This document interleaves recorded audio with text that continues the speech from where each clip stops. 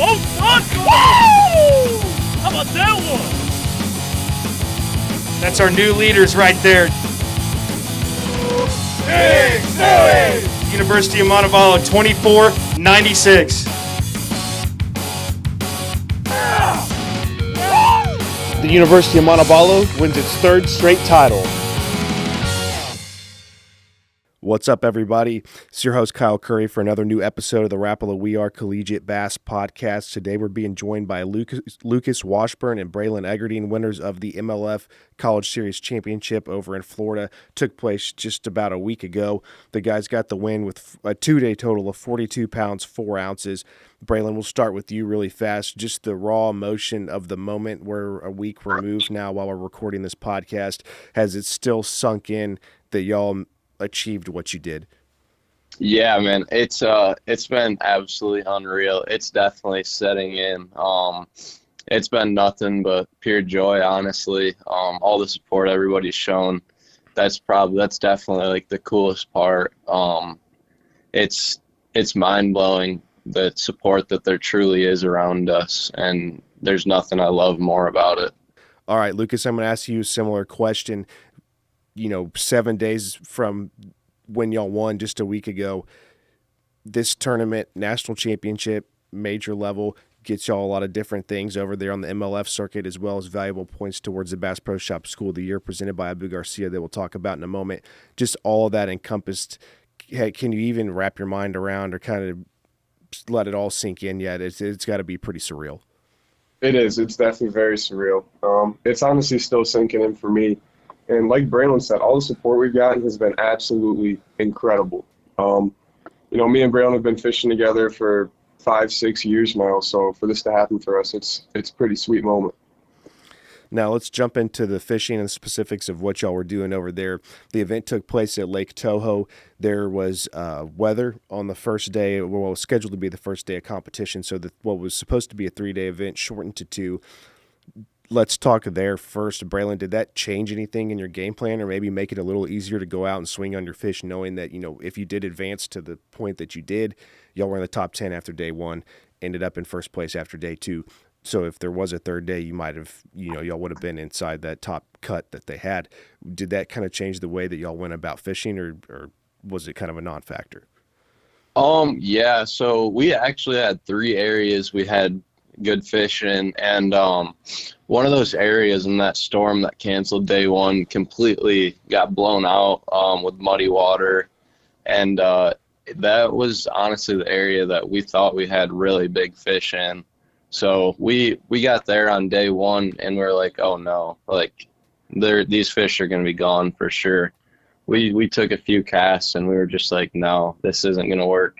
So we ran back down to those 2 areas we fished, which one was a creek mouth, and we caught 2 fish on day 1 right away, 2 solid 3.5 pounders.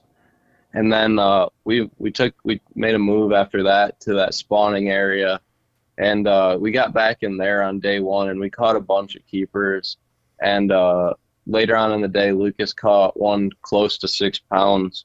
So that was a key fish on day 1 for sure. And we just had 3 pounders to go with that, 3.25. And that definitely set us up for having a solid chance at day 2. We were down 8, just a little over 8 pounds. So that was definitely something we were a little worried about, but we knew we were around big fish. And on day 2, we started at that same creek mouth and we never got bit. So, we weren't too worried, but we were definitely hoping to get one or 2 good bites out of there. And then we pulled up to that spawning area, and we were fishing the mouth of it more so because it seemed like the bigger fish had kind of pulled out maybe. And there was hydrilla and pad clumps at that mouth of that spawning bay. So we pulled up there in the morning, and I caught a 4-pounder first or second cast in the morning. So that was awesome. And then about 2 casts later is when that 11-pounder bit. That thing absolutely just destroyed a rattle trap, and it went for a joyride. There's not much you can do with a fish that big on treble hooks. So we had some fun with that. It ran into some pads, and we just kind of took our time and let it do its thing in there, and it surely came out.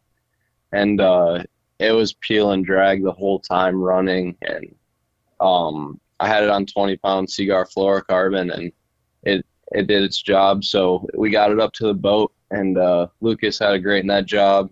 Everything was perfect there, and we got in the boat, and I was like, dude, Lucas, that's got to be a 7+ pounder, right? He's like, yeah. Oh, definitely. And we put it on the bubble scale they gave us, and it was almost 12 pounds. That's an awesome story. I love hearing people talk about catching big fish, double digits in Florida in January. That's what it's all about, to get over there and have a shot at one. And then for y'all coming from Michigan, getting down there just makes the trip even that much better. You know, for every hour you drove was probably 1 pound for how big that fish was. So that's awesome. Great way to seal a victory for you guys. You know, that 11 pounder probably, you know, without it, might not have had a chance to have won the tournament. Lucas, real quick, when you see Braylon fighting that fish, what's going through your mind as the net man? Because he's doing a large portion of the work, but what you're about to have to do to get that fish in the boat is very key to the process of landing the fish, period. Were you freaking out? Were you helping, coaching him along, trying to, you know, not get stressed about it? What were you thinking as that fish was coming towards you? Yeah, you know, funnily enough, we honestly didn't even think it was a bass. In that area, we've been snagging a bunch of tilapia, and it was fighting just like one. It was, you know, shooting off to the left, shooting off to the right, peel and drag. But when that thing came up and rolled, you know, my heart just jumped, and then Braylon gave it one last final pull, and then she came right into the net. So it honestly wasn't too much stress for me because we didn't even know it was a bass that was in the net. That's awesome. It's always hard to tell. We see footage here at the office all the time, and I get a good chuckle because guys will freak out when they set the hook and say big one, and before you know it, this 10-inch fish comes flying across the front of the boat. And then other times, you know, they think they've got the tournament winning fish, and this catfish starts rolling on the surface, and you're like, gosh dang it, like this doesn't do us any good. But when it actually is what it's supposed to be, that's what it's all about, and it makes it a lot more fun to be out there and in a tournament setting catching a big fish like that. That's got to be awesome. Braylon, real quick, just simple yes or no here before I ask the next question. Is that a new PB for you? Yes, it is, by a long shot. That's great, man. That's awesome. And to catch it in a tournament, that's makes it that much better. So, Braylon, next question I'll send your way. We're going to talk a little bit about how y'all were fishing and what you were targeting. Following some of the coverage and things that MLF had out, they were talking some about, you know, the way that most of the anglers are fishing that week across, you know, the vast fishery and places that y'all could get into in the different lakes over there. Maybe not as traditional as you're used to seeing in Florida this time of year. However, they were talking about you guys were maybe doing it the most traditional, and basically just the fact that there were lily pads in the background, kind of up shallow in these spawning areas, whereas a lot of the other guys following the grass edges, ditches, hard spots, creek channels, and different things like that. Maybe because the fish were a little more pre-spawn than you would expect this time of year. Tell me about the areas that you guys were targeting and what you were looking for. You said you had 3 productive spots. Kind of describe those areas. Yeah, so that spot that got blown out, it honestly just had a mixture of every kind of vegetation. It had kind of hydrilla, coontail, pads, hyacinth, arrowheads, buggy whips. It had just everything. And it wasn't a big area at all, but that area that there was fish, they were really big. So that kind of hurt to not have in the tournament. And that second area, that was kind of a creek mouth that we think it just kind of flowed in clean, clear water, which helped after that storm. Fish kind of keyed in on, and there was a bunch of pads out from that, and hyacinth mats and stuff like that. So that was also key. And then that spawning area, we knew that the fish were going to be pre-spawn, so pretty close to spawning, but with that cold weather they couldn't. So we had fished back in that spawning bay a good bit, and throughout the first day of the tournament we had keyed in on that mouth, and there was a good bit of hydrilla and some isolated pad clumps and everything, and it had just like a perfect runway into the back of the spawning bay. So it honestly only made sense that they were just staging right there. talking with a team from Michigan going down in a major national championship and getting the win in Florida. That's a pretty cool accomplishment for you guys. I know it's something that y'all take a lot of pride in, to be able to travel and have success in these places where you haven't, frankly, been before in some cases maybe. Lucas, talk a little bit about that. I might be making a stretch here. I'll let you answer the question and tell me if I'm kind of heading in the right direction. But when you think of Michigan, most people probably don't think of fishing shallow grass vegetation, maybe not exactly like what was set up in Florida, but it not too different. You know, there are places up there where you guys are from that you can get up flip shallow. There are big largemouths. Now, granted, they're not 11 pounds, but for Michigan, they're quality fish. Is there any part of that you were able to bring from up there down to Florida that made you more comfortable? You know, I know that we've talked to the team and coached some before, and, you know, January for y'all, as we're talking to you right now, you're telling us there's, you know, you've got 2 feet of snow on the ground. Half of the battle to get to Florida is A, the travel, and then B, just breaking in and dusting off all the equipment for the first part of the year. So going down there, having a little bit of background on fishing shallow, knowing how to target these fish in and around grass as they move up to spawn, did that kind of help make things a little easier getting down there? Kind of tell me if I was in the right direction there. Yeah, man. I mean, we definitely don't have any 11-pounders up here, but there are some actually incredible grass fisheries on the west side of the state that we've been fortunate enough to fish over the years. You know, White Lake, Grand River, Muskegon Lake. They've all been really good at getting us better at grass fishing. Let's talk a little bit about the baits that y'all were throwing at these fish. I know you said that the big one took a lipless crankbait. Was that what y'all had locked in your hand the entire tournament, or was there some flipping, a little bit of slowing down? You know, the conditions maybe warranted something else, or was it just the lipless crankbait the whole time? Lucas, you can answer that question as well. We kind of had a 1-2 punch going. Braylon was throwing that lipless all tournament, and I was kind of running a chatterbait. That's awesome. Being able to throw moving baits pre-spawn, that's pretty textbook kind of, you know, especially when you add in the fact that there's grass in play. Lipless crankbait as well as a bladed jig, man, that's a 1-2 punch that works just about anywhere, especially over there in Florida right now. Braylon, just a couple more questions here as we go. You know, you're talking about the spots that you were set up on going through practice. You know, y'all thought that y'all had quality fish. Game plan changed a little bit. Day one, sitting in 10th. Out there in Florida, you see it all the time, and it's what happened here. Someone goes out, smashes a big bag, and then they can't back it up. You know, fish might have moved, conditions change, bite just gets tougher. You know, can't ever say exactly what the reasoning was, but it happens. It's really hard to back that up. And who's to say that, you know, if there'd have been a third day of competition, you know, somebody who had a big bag on day one might have had a big bag on day 3, and that's what it would have taken to win. But in this case, 2-day tournament, you guys were in 10th after day 1. Were y'all kind of let down a little bit at all by how day 1 went compared to what you knew you'd found in practice? And going into day 2, did you feel like you had a shot at pulling off what you ended up doing and getting the win? Yeah, we definitely weren't mad about what we had day 1. We really didn't know what to expect because we knew we had big fish. However, we didn't know like how many big bites we could get a day. In practice, we never got any giant bites. We just had a bunch of solid 3 to 4 pounders. But in Florida, you know, if you're around them, you're around big fish. So that didn't discourage us at all. But we definitely would have liked to catch a bigger bag day 1, but we're just going to take all we can get. And then day 2, yeah, going into it that morning, we definitely weren't discouraged. We knew, like Lucas had caught on the first day, he caught one close to 6 pounds, so we knew there was big ones in that area. When we had that 15 pounds, almost 16 pounds for 2 right away in the morning, we knew we had a shot. So that definitely kept us going strong through that second day. The bite definitely had died down for us also up shallow. I think that wind had a big player in it. It slicked off a lot, and it seemed like after the tournament, watching the live, that's what seemed to be the downfall of a lot of people.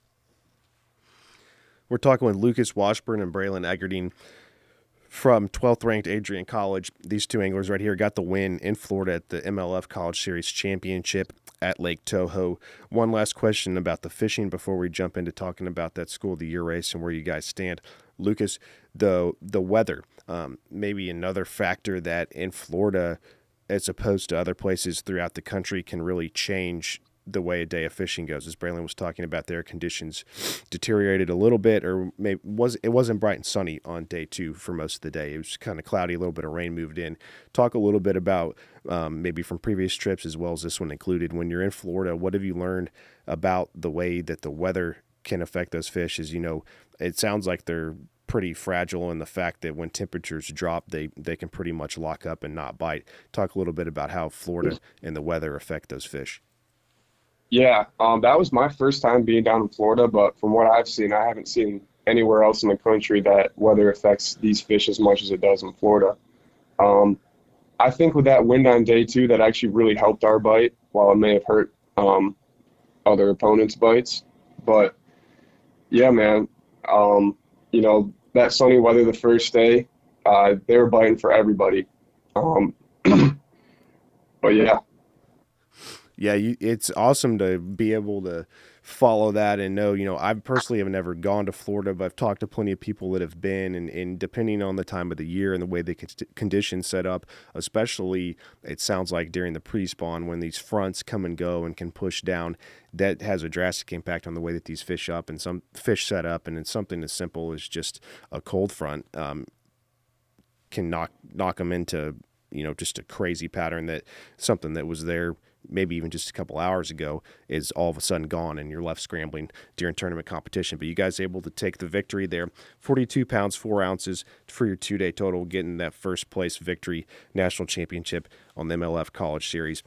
That victory, earning y'all valuable points towards the Bass Pro Shop School of the Year presented by Abu Garcia. Season points total now for Adrian up to 13,850, has you guys ranked 12th.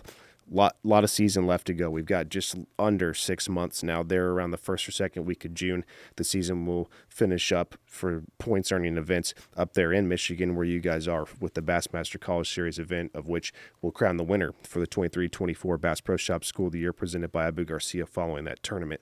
Braylon, so far, talk about how the season has gone. Is this what y'all expected? Have y'all had a good run? And what kind of momentum maybe would this victory that y'all have help set you up for the spring? Yeah, no, the school's had a pretty good year. We definitely haven't been to some of the tournaments that a lot of the other schools have been at. So I'm definitely not discouraged by the points gap or anything like that. I definitely think we're going to make a good run at it, and we have a shot. I think it's pretty special that we even have the opportunity to be in that top 5, top 10. Like, there's a ton of schools these days that just are straight hammers that know how to fish. So it's pretty special that we have the opportunity to make a run at it. Yeah, for sure. We're going to, the spring season's going to really pick up. There's a lot of double points events across all 3 of the major college trails. And then obviously in May, Triple Points Collegiate Bass Fishing Championship presented by Bass Pro Shops, the ACA's National Championship Tournament taking place at Pickwick Lake. Registration just opened this week. Go over to our website, collegiatebasschampionship.com, to get signed up for that, as well as to see the qualification criteria to know how many boats your school can send to that tournament. Lucas, the makeup of the team, we'll kind of talked about this earlier, but having the success down in Florida, man, that goes a long ways for y'all season to be able to kind of jumpstart things here in the second half of the year to make a push towards the top of the standings for you guys. Being able to travel the country and have success, talk a little bit about whether it's the anglers on the team, maybe some stuff that y'all learn up home that you can bring nationwide to have success. Tell me a little bit about the Adrian College team and the makeup of that team that helps y'all be able to go from Michigan to Tennessee, Michigan to Texas, Michigan to Alabama, Michigan to Florida, and still have success. Yeah, man. Our team's pretty sweet. We've got guys from all across the country on the team, guys bringing in different ideas. We're all constantly learning from each other. So I think with that kind of helps us to break down different fisheries across the country.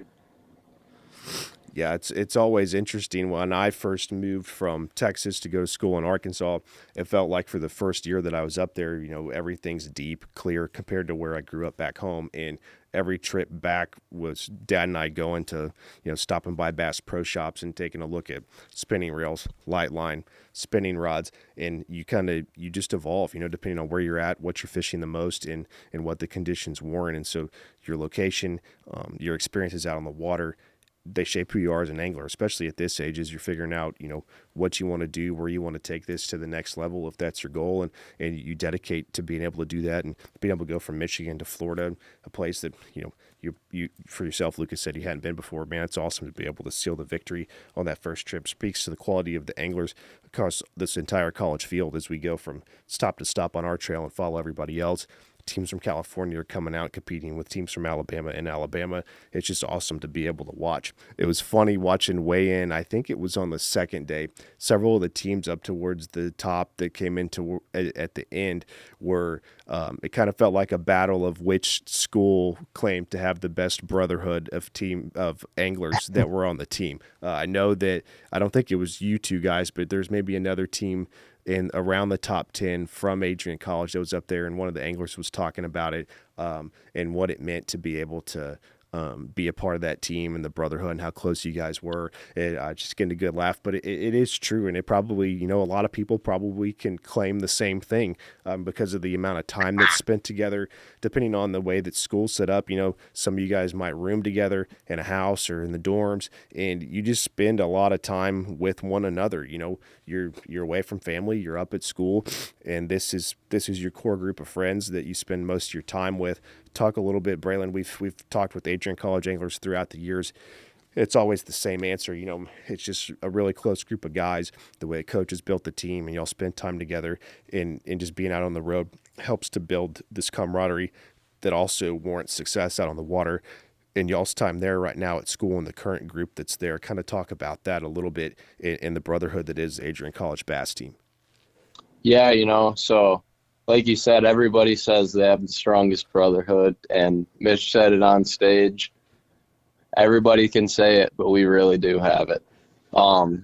Everybody loves each other. We all get along so well, and I don't know the last day we were all at school and that we didn't pretty much all see each other.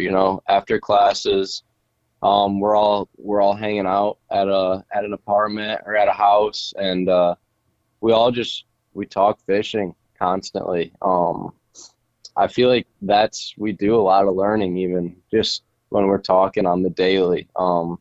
Even outside of fishing, we're all really good friends. We do everything together. So we're definitely all really close there. And I honestly think that helps for sure when we go down to tournaments.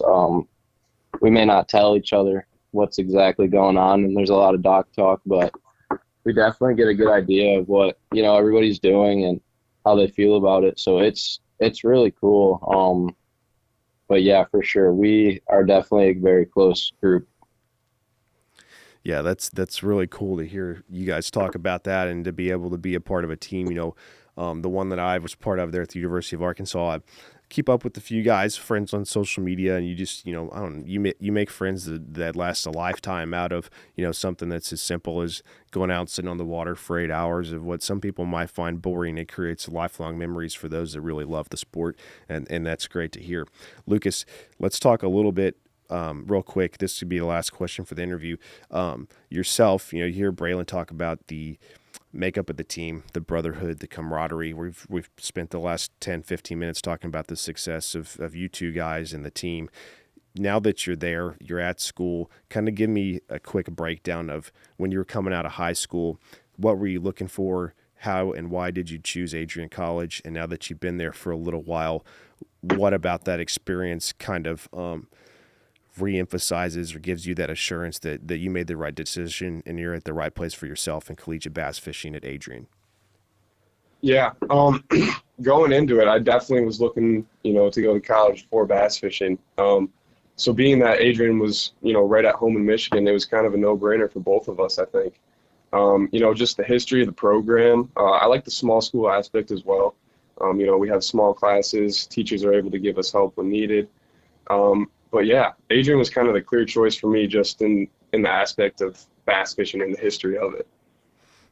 Awesome, man. Thank you guys for joining us this morning. I hope that y'all stay warm. As y'all said, y'all got a bunch of snow on the ground. We're here in Texas, and it's below 40, and we feel like we're in the North Pole. So stay warm, be safe, have a good spring semester, and hope to see you out on the ACA trail this spring.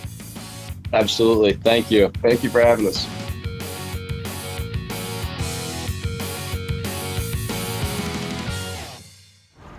Welcome to Minnow King. How can I help you? Everything looks good. I'm friggin' starving, man. Been spawning all morning. Ugh, TMI, bro. What do you want? I'll take a Crush City freeloader and gizzard shad. Anything to drink. Water. Pull ahead, please.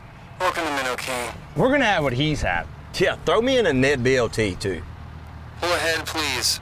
Calm down. Quit feeding him so much. Hey, man, I'm trying to, man. If you If you overfeed him, he's gonna hide under a log.